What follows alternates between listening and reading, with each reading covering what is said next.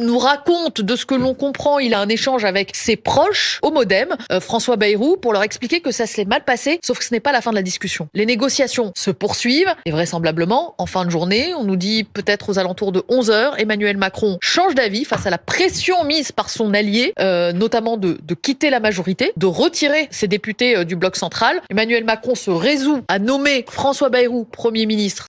C'est complètement irréel. Le président Emmanuel Macron semble céder à la pression exercée par François Bayrou en le poussant à le nommer Premier ministre.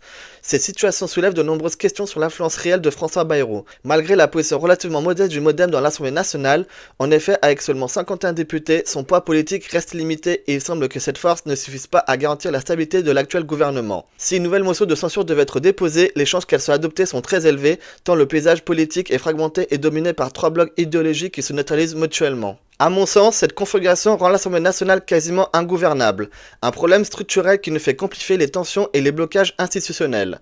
Emmanuel Macron porte une part de responsabilité dans ce chaos. Sa gestion politique, marquée par un usage répété de l'article 49.3, a accru le ressentiment envers son gouvernement et contribué à l'instabilité parlementaire. Pour sortir de cette impasse, une refonte profonde du système semble nécessaire. Instaurer un mode de scrutin proportionnel pourrait mieux refléter la diversité des voix politiques dans le pays.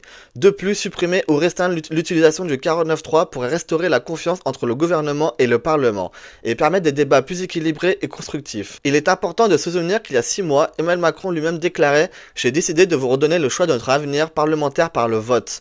Pourtant, les actes ne semblent pas suivre les promesses. Ce décalage entre la parole présidentielle et la réalité politique ne fait que renforcer la défiance des citoyens envers leurs dirigeants. Pour regagner la confiance du peuple et stabiliser la situation politique, des réformes courageuses et des décisions claires s'imposent.